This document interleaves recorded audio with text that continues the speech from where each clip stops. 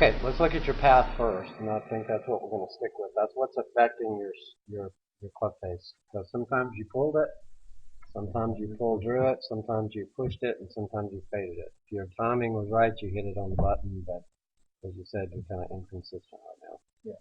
All right, so let's just watch the club first. We're not going to look at the swing. We're going to watch the club. And so that's okay. That's acceptable. This is not. This is where you start getting in trouble. When that right elbow starts getting pointing that way and behind you, I've never seen anybody that didn't come over the top in that position right there. So now the shaft, because of the right arm, the only way you can go from this position is out. And I think the reason you overturn your hips and overturn your shoulders is because your arms get so far behind you. This is exactly what I'm working with Buggy on. So your face gets a little bit shut. It's not terrible, but it's across the plane, meaning it's pointing this way, and it's really because of where your right arm is. I'm gonna put up a tour player in a minute, but remember what I said.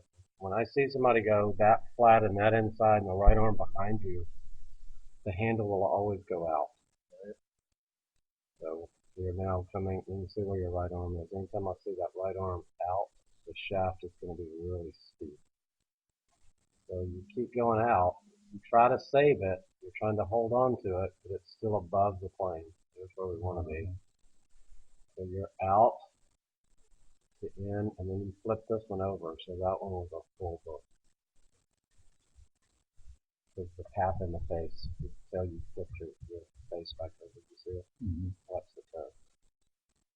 Yeah. The body positions aren't that bad. They're actually pretty good. It's just where your club's landing. The weight transfer is a little bit better than it used to be. Thank you. But your speed, you're losing speed and efficiency because of path to face. Your path is probably out to in maybe 4 or 5 degrees. And it just really depends on what you do at the face determines which way the ball goes. You might time it just right every now and then with your face. Yeah. But you also hit some a little scuffy. Right. You hit one thin to the right, but you hit two fat to the left. Typically, fat goes left. All right, so what would we change? Let's put you up against the.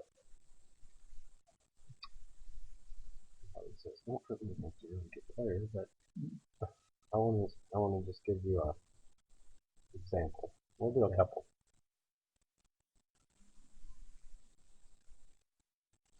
Not fair to put you up against Tiger, is it? All right, 2485.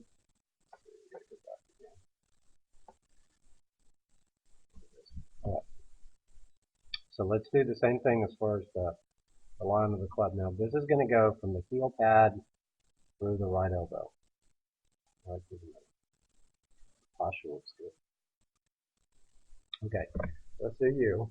And I said in the beginning that it was pretty good as far as where the club is. Now I'm going to do his, and you're going to see one thing that's different. So y'all's club is pretty close to the same club, remember? Mm-hmm. The difference is your club face is shut, and his toe of the club is more up. Uh-huh. Look at the position of his right arm. It's still more in. It's actually more under. In would be this way. I'm going to say underneath. So his forearm is actually rotating, so the point of his elbow is pointing at his right hip. Where's your point of your right hip, your right elbow? It's pointing behind you, isn't it? All right, let's keep watching. So his right elbow is working up and underneath the shaft. Your right elbow is working around and behind. So I'm going to stop it at the top. So here's the end of his swing, right? There. No, that is Tiger Woods, obviously. But his legs are quieter. His hips haven't rotated as much. And his shoulders haven't turned. Look at your head and your chin. You've over-rotated everything. And I'm going to tell you, if you get your hands to move more straight back and up and get the right elbow to fold correctly, which is this way, or under the shaft, then watch how it comes down. Because Your right arm's way behind. His shaft is over there. There's his right arm. Your right arm's over here, and the shaft is way over there. So watch the position that your arms go. I'm going to stop it right there and watch where his go. No, that's Tiger Woods. So look at the difference where the club shaft is. So much further out away from that line. He's on the line, and you're a good 6 to 8 inches above that line. I'm going to do one more. Let's see. If you look at most, I think, better ball striking tour players, they always keep their arms moving out in front of them. I'll show you a couple. So this is extreme, but watch where his arms go. So they go away. See how the right elbow points down. Yeah. So that's what gets the club to lay down. And what causes yours to go steep. If I move my right arm there, where's the shaft? If my right arm is here, where's the shaft? Yeah. Then you don't have to work so hard in your transition. But sometimes you do it okay, and then other times you struggle. I can tell that your timing right now is not as good as it was the last time I saw you. Mm-hmm. And I think it's really just the position of your takeaway which creates a bad position in your transition. Because I don't remember your right arm being that far behind you and the club that far across the plane. I could be wrong. I haven't seen you in so long, I can't remember. I'm looking for a specific time here. It's going to tell me to talk louder here. Okay, so I know he's hitting the driver, but you're going to see the same thing. Let's go to you. I'm going to stop it when it's parallel to the ground. This is going to be a little bit more like couples. He's going to keep the club more out in front of him. Mm-hmm. Now his right elbow is going to fold under the shaft. Your right arm. Mm-hmm. Your shaft and everything is moving this way because the right elbow is moving this way, moving out behind you. And that's where the club goes.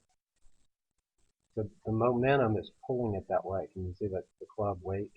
Uh-huh. So the circle of the club, or the path of the club head is a better way I should say this. This is your takeaway.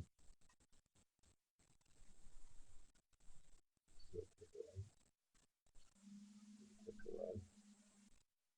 That you just finished right there. Change color.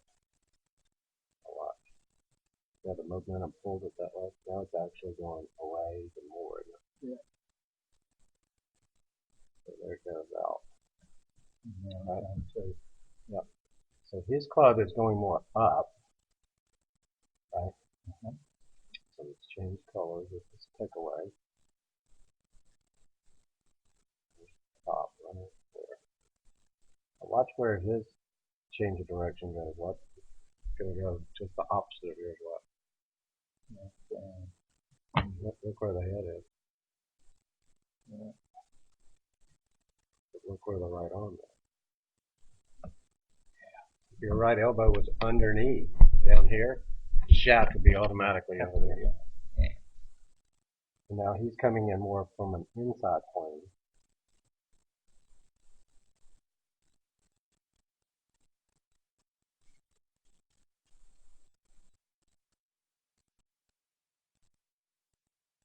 We'll move back right back on that circle here. Mm-hmm. It's going to be a little higher on the finish. But you're high now.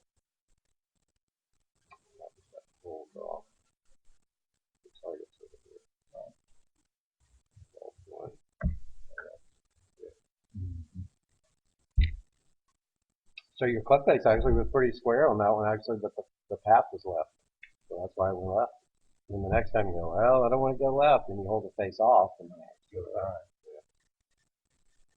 All right, so the good news is there's really only two things. I knew what it was when I say this all the time. And you lost that loving feeling at one point because I had you swing on a really good path last time I saw you. Mm-hmm. And so we're now back to swinging over the plane. So we're going to reverse the circles. We're going to actually make you do what I told Phil Gatton the other day. You got to feel like instead of the circle going this way, it's going this way. Yeah. Just for a few swings. Just remember when I put the stick in the ground and it made you go over it and then under it and over it and under it. And the second thing, we got to train your right elbow instead of pulling inward to actually rotate up. If you were throwing a ball, you would be in this position, not that position. That's what changes the shape of the shaft. As soon as you go this way, it goes vertical. Yeah. As you go this way, it goes flat. Okay. That's why he always looks flatter and change the direction, because his arm plane is underneath the handle and the shaft flattens. If your arm plane is opposite of that, see the difference in your right arm? Mm-hmm. Your right arm is like this. His right arm is like this. All right, so those are the two things we're going to work on, but we've got to get you to